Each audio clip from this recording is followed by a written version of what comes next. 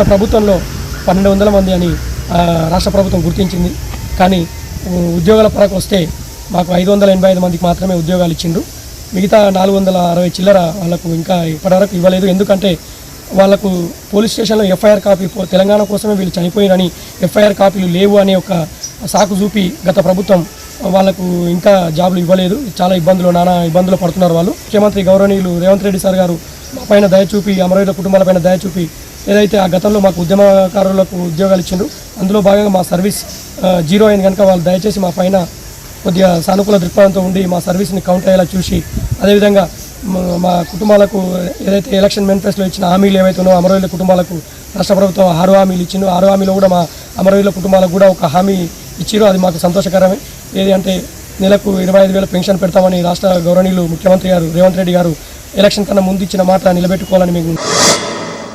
తెలంగాణ రాష్ట్రం ఏర్పడి 10 సంవత్సరాలు అంటే దశాబ్దోత్సవాలు జరుపుతున్న ఈ క్రమంలో తెలంగాణ అస్తిత్వాన్ని కాపాడే విధంగా దశాబ్ది ఉత్సవాలు జరపాలని, అదేవిధంగా మలిదశ ఉద్యమంలో పోరాటం చేసిన తెలంగాణ ఉద్యమకారులందరినీ రాష్ట్ర ప్రభుత్వం ఆదుకోవాలని, గత ప్రభుత్వం తెలంగాణ ఉద్యమకారులను చిన్నచూపు చూసింది.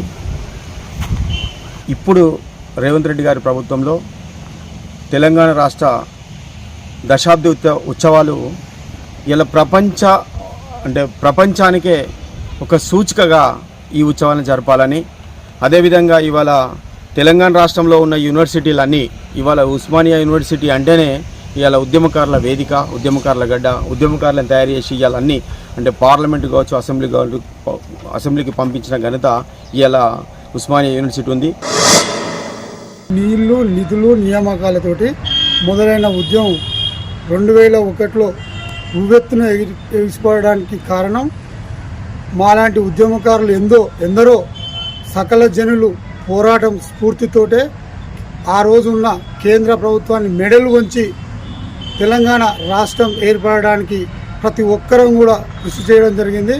అందులో భాగంగానే తెలంగాణ రాష్ట్రం ఏర్పడింది. తెలంగాణ ఉత్సవాల్లో భాగంగా తెలంగాణ ఉద్యమకారులను కూడా ఎవరైతే పాల్గొన్నారో వాళ్ళని గౌరవించి సన్మానించినట్టయితే ఉద్యమకారులకు గౌరవించినట్టుగా అవుతుంది. కాబట్టి ఈ విషయం ప్రభుత్వం దృష్టికి తీసుకెళ్లి ప్రభుత్వం కూడా దీనిపై నిర్ణయం తీసుకోవాలని తెలంగాణ ఉద్యమకారునిగా కోరుచున్నాను.